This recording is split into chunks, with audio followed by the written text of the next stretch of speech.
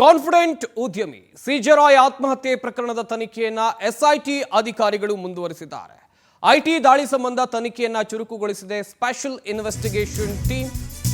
December ಮತ್ತು ಜನವರಿಯ ಕೊನೆಯ ವಾರದಲ್ಲಿ ಐಟಿ ದಾಳಿಯಾಗಿತ್ತು. ಎಸ್ಐಟಿ ತನಿಖೆ ವೇಳೆ ಮಹತ್ವದ ವಿಚಾರಗಳು ಈಗ ಬೆಳಕಿಗೆ ಬಂದಿದೆ. ದಾಳಿಯಾದ 2 ತಿಂಗಳಲ್ಲಿ ಐಟಿ ಅಧಿಕಾರಿಗಳು ವರದಿಯನ್ನ ಸಲ್ಲಿಸಬೇಕು. ದಾಳಿ ವೇಳೆ ಏನೆಲ್ಲ ಪತ್ತೆಯಾಗಿದೆ, ಆದಾಯದ ಮೂಲ, ತೆರಿಗೆ ಪಾವತಿ, ತೆರಿಗೆ ವಂಚನೆ, ಸಾಲದ ಮೂಲ, ಹೂಡಿಕೆಗಳು ಎಲ್ಲವೂ ಕೂಡ ವರದಿಯನ್ನು ಒಪ್ಪಿಸಬೇಕು. ಈ ತನಿಖೆಯನ್ನು ಪೂರ್ಣಗೊಳಿಸಿ ವರದಿಗಾಗಿ ಐಟಿ ಅಧಿಕಾರಿಗಳು ತಯಾರಿಯನ್ನು ನಡೆಸಿದರು. ಈ ಸಂಬಂಧ ಜನವರಿ 28ರಂದು ಕಾನ್ಫಿಡೆಂಟ್ ಕಚೇರಿಗೆ ಐಟಿ ಅಧಿಕಾರಿಗಳು ಬಂದಿದ್ರು ಎನ್ನುವಂಥದ್ದು ಗೊತ್ತಾಗಿದೆ. ಉದ್ಯಮಿ ಸಿಜೆ ರಾಯ್ ಆತ್ಮಹತ್ಯೆ ಪ್ರಕರಣಕ್ಕೆ ಸಂಬಂಧಿಸಿದಂತೆ ಎಸ್ಐಟಿ ಅಧಿಕಾರಿಗಳು ಸ್ಪೆಷಲ್ ಇನ್ವೆಸ್ಟಿಗೇಷನ್ ಟೀಮ್ನ ಅಧಿಕಾರಿಗಳು ತನಿಖೆಯನ್ನು ಚುರುಕುಗೊಳಿಸಿದ್ದಾರೆ. ಐಟಿ ದಾಳಿ ಸಂಬಂಧ ತನಿಖೆಯನ್ನು ನಡೆಸುವಂತ ಸಾಧ್ಯತೆ ಅಂತ ಹೇಳಿದ್ರೆ ಐಟಿ ಅಧಿಕಾರಿಗಳಿಂದ ಏನಾದರೂ ಕಿರುಕುಳ ಆಗಿತ್ತಾ ಎನ್ನುವಂಥ ನಿಟ್ಟಿನಲ್ಲೂ ಕೂಡ ಈಗಾಗಲೇ ತನಿಖೆ ಆಗ್ತಾ ಇರುವಂಥದ್ದು. ಇನ್ನೊಂದು ಕಡೆಯಲ್ಲಿ ಗಮನಿಸಬೇಕಾದಂಥ ವಿಚಾರ ಅಂತ ಹೇಳಿದ್ರೆ ಯಾವತ್ತು ಐಟಿ ರೈಡ್ ಆಗಿತ್ತು ಅಂತ ವರದಿ ತಯಾರಿಸೋಕೆ ರಾಯ್ ಉದ್ಯಮ ವ್ಯವಹಾರದ ಕಡತಗಳ ಪರಿಶೀಲನೆಯನ್ನ ಮಾಡಲಾಗ್ತಾ ಇತ್ತು ಅಂತ ಹೇಳಿದ್ರೆ ಫೈಲ್ಸ್ಗಳನ್ನ ನೋಡ್ತಾ ಇದ್ರು. 2025ರ ಡಿಸೆಂಬರ್ 3ರಂದು ದಾಳಿಯನ್ನ ಐಟಿ ಇಲಾಖೆ ಅಧಿಕಾರಿಗಳು ನಡೆಸಿದ್ರು. 2026ರ ಫೆಬ್ರವರಿ 4ರ ಒಳಗೆ ಐಟಿ ಇಲಾಖೆ ಅಧಿಕಾರಿಗಳು ವರದಿಯನ್ನ ಸಲ್ಲಿಸಬೇಕಿತ್ತು. ಈ ಸಲುವಾಗಿ ಜನವರಿ 28ರಂದು ಕಾನ್ಫಿಡೆಂಟ್ ಕಚೇರಿ ಬಳಿ ಅಂತ ಹೇಳಿದ್ರೆ ಅಲ್ಲಿ ಐಟಿ ದಾಳಿ ಆಗಿತ್ತು. ಡಿಸೆಂಬರ್ ದಾಳಿ ವೇಳೆ ಹಲವು ಫೈಲ್ಸ್ಗಳು ಪತ್ತೆಯಾಗಿತ್ತು ಎನ್ನುವಂಥದ್ದು ಕೂಡ ಗೊತ್ತಾಗಿದೆ. ಸದ್ಯ ತನಿಖೆಯನ್ನು ಎಸ್ಐಟಿ ಅಧಿಕಾರಿಗಳು ಮುಂದುವರಿಸಿದ್ದಾರೆ.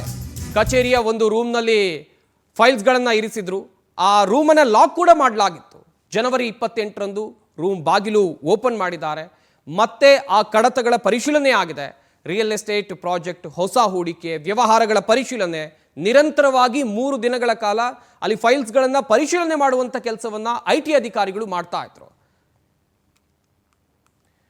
ಈ ಬಗ್ಗೆ ಇನ್ನಷ್ಟು ಮಾಹಿತಿಯನ್ನು ಕೊಡ್ತಾರೆ ನಮ್ಮ ಪ್ರತಿನಿಧಿ ವೆಂಕಟೇಶ್. ನೇರ ಸಂಪರ್ಕದಲ್ಲಿ ಜಾಯ್ನ್ ಆಗ್ತಾ ಇದ್ದಾರೆ.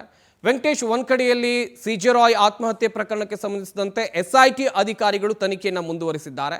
ಇತ್ತ ಸ್ಪೆಷಲ್ ಇನ್ವೆಸ್ಟಿಗೇಷನ್ ಟೀಮ್ನ ತನಿಖೆಯಲ್ಲಿ ಯಾವೆಲ್ಲ ವಿಚಾರಗಳು ಬೆಳಕಿಗೆ ಬಂದಿದೆ. ಇನ್ನೊಂದು ಕಡೆಯಲ್ಲಿ ರಾಯ್ ಅವರ ಉದ್ಯಮದ ಮೇಲೆ ಆದಂಥ ಐಟಿ ದಾಳಿ ವಿಚಾರಕ್ಕೆ ಸಂಬಂಧಿಸಿದಂತೆ ಐಟಿ ಇಲಾಖೆ ಅಧಿಕಾರಿಗಳು ಅಕ್ರಮಕ್ಕೆ ಸಂಬಂಧಿಸಿದಂತೆ ಏನಾದರೂ ಫೈಲ್ಸ್ಗಳನ್ನು ರೆಡಿ ಮಾಡ್ಕೊಂಡಿದ್ರೆ ಹೇಗೆ ವೆಂಕಟೇಶ್? ಸಂಪತ್, ಸಿಜೆ ರಾಯ್ ಆತ್ಮಹತ್ಯೆ ಪ್ರಕರಣ ಸಂಬಂಧಪಟ್ಟಂತೆ ಐಟಿ ಅಧಿಕಾರಿಗಳು ಕೂಡ ದಾಳಿಯನ್ನು ಮಾಡಿಸಿದ್ರು. ಅಂದರೆ ಈ ಹಿಂದೆ 56 ದಿನಗಳ ಹಿಂದೆ ನವೆಂಬರ್ ತಿಂಗಳಲ್ಲಿ ಕೂಡ ಒಮ್ಮೆ ದಾಳಿಯನ್ನು ಮಾಡ್ತಾರೆ. ದಾಳಿ ಸಂದರ್ಭದಲ್ಲಿ ಕೂಡ ಅನೇಕ ದಾಖಲಾತಿಗಳು ಸೇರಿದಂತೆ ಫೈಲ್ಗಳನ್ನು ಕೂಡ ವಶಕ್ಕೆ ಪಡಿತಾರೆ. ನಿರಂತರವಾಗಿ 3-4 ದಿನಗಳ ಕಾಲ ಒಂದು ತಲಾಶೆಯನ್ನು ಮಾಡ್ತಾರೆ. ಆಗ ಸಿಕ್ಕಂತಹ ದಾಖಲೆಗಳನ್ನೆಲ್ಲವೂ ಕೂಡ ಅವರ ಒಂದು ಕಚೇರಿಯಲ್ಲಿ, ಕಾನ್ಫಿಡೆಂಟ್ ಕಚೇರಿ ಏನಿದೆ ಅವರ ಇದರಲ್ಲಿ ಒಂದು ರೂಮ್ನಲ್ಲಿ ಲಾಕ್ ಅನ್ನು ಇಟ್ಟಿರ್ತಾರೆ. 60 ದಿನಗಳ ಒಳಗೆ ಐಟಿ ಅಧಿಕಾರಿಗಳು ಯಾವುದೇ ಒಂದು ದಾಳಿಯನ್ನು ಮಾಡಿದಂತಹ ಸಂದರ್ಭದಲ್ಲಿ ಅದಕ್ಕೆ ಒಂದು ವರದಿಯನ್ನು ಕೂಡ ಸಲ್ಲಿಸಬೇಕಾಗುತ್ತೆ. ಆ ಹಿನ್ನೆಲೆಯಲ್ಲಿ ಇವತ್ತು ಅಂದ್ರೆ ನಿನ್ನೆಗೆ 4ನೇ ತಾರೀಕಿಗೆ ಅದೊಂದು 60 ದಿನ ಕಂಪ್ಲೀಟ್ ಆಗ್ತಾ ಇತ್ತು. ಅದರೊಳಗಡೆ ಏನೋ ಅವರು ದಾಖಲೆಯನ್ನು ಕೊಡಬೇಕಾಗಿತ್ತು. ಆದರೆ 1 ತಿಂಗಳು ಸೈಲೆಂಟ್ ಆಗಿರ್ತಾರೆ.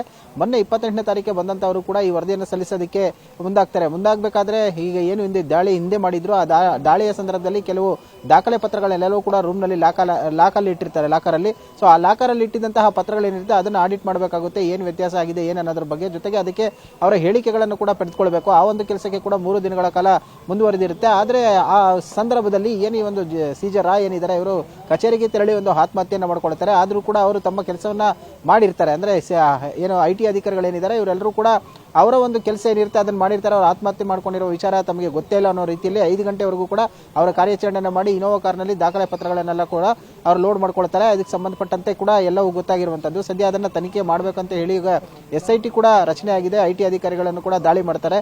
ಅಂದ್ರೆ 60 ದಿನಗಳ ಒಳಗಾಗಿ ಏನು ವರದಿಯನ್ನು ಸಲ್ಲಿಸಬೇಕಾಗಿತ್ತು ಆ ವರದಿ ಇನ್ಕಂಪ್ಲೀಟ್ ಆದ ಹಿನ್ನೆಲೆಯಲ್ಲಿ ಮೊನ್ನೆ ಕೂಡ ದಾಳಿಯನ್ನ ಮಾಡಿದ್ರು. ಮಹತ್ವದ ದಾಖಲೆ ಪತ್ರಗಳೇನಿತ್ತು ಅದನ್ನ ಪರಿಶೀಲನೆ ಮಾಡುವಂತಹ ಸಂದರ್ಭದಲ್ಲಿ ಸಿಜೆ ರಾಯ್ ಅವರ ಹೇಳಿಕೆಗಳನ್ನು ದಾಖಲಿಸಿಕೊಳ್ಬೇಕಿತ್ತು. ಆದ್ರೆ ಆ ಪತ್ರಗಳನ್ನ ಓಪನ್ ಮಾಡುವಂತಹ ಸಂದರ್ಭದಲ್ಲಿ ಇವರು ಹೋಗಿ ಆತ್ಮಹತ್ಯೆ ಮಾಡ್ಕೊಂಡಿರುವಂತದ್ದು ಸಾಕಷ್ಟು ಅನುಮಾನಕ್ಕೆ ಎಡೆ ಮಾಡಿಕೊಡ್ತಾ ಇದೆ. ಆ ಹಿನ್ನೆಲೆಯಲ್ಲಿ ಕೂಡ ಐಟಿ ಅಧಿಕಾರಿಗಳು ಸದ್ಯ ಇದಕ್ಕೆ ಸಂಬಂಧಪಟ್ಟಂತೆ ಎಸ್ಐಟಿ ಅಧಿಕಾರಿಗಳ ಮುಂದೆ ವಿಚಾರಣೆಯಲ್ಲಿ ಹೇಳುವಂತ ಕೆಲಸವನ್ನು ಕೂಡ ಮಾಡ್ತಾರೆ. ಹಾಗಾಗಿ ಎಸ್ಐಟಿ ಅಧಿಕಾರಿಗಳು ಕೂಡ ಈಗ ಐಟಿ ಅಧಿಕಾರಿಗಳೇನಿದ್ದಾರೆ ಅವರಿಂದ ಹೇಳಿಕೆಗಳನ್ನು ದಾಖಲಿಸಿಕೊಳ್ಳಕ್ಕೆ ಮುಂದಾಗ್ತಿರುವಂತದ್ದು. ಆದರೆ ಈ ಒಂದು ಅನುಮಾನ ಸಾಕಷ್ಟು ಮೂಡ್ತಾ ಇರುವಂತದ್ದು. ಅವರ ಆತ್ಮಹತ್ಯೆಗೆ ಪ್ರಮುಖ ಕಾರಣ ಏನು ಅನ್ನೋದು ಇದುವರೆಗೂ ಕೂಡ ಗೊತ್ತಾಗಿಲ್ಲ. ಹಾಗಾಗಿ ಪೊಲೀಸರು ಕೂಡ ತನಿಖೆಯನ್ನ ನಡೆಸ್ತಾ ಇದ್ದಾರೆ. FSL ವರದಿ ಬರಬೇಕು, ಕಾಲ್ ಡೀಟೇಲ್ ಆಗಬೇಕು. ಅವರ ಕುಟುಂಬಸ್ಥರು ಕೂಡ ನೇರವಾಗಿ ಐಟಿ ಅಧಿಕಾರಿಗಳ ಮೇಲೆ ಆರೋಪವನ್ನು ಮಾಡ್ತಾ ಇದ್ದಾರೆ. ಆದರೆ ಎಕ್ಸಾಕ್ಟ್ ರೀಸನ್ ಏನನ್ನೋಂಥದ್ದು ಕೂಡ SIT ತನಿಖೆಯಿಂದ ತಿಳಿದು ಬರಬೇಕಾಗಿರುವಂತಹದ್ದು ಸಂಪತ್.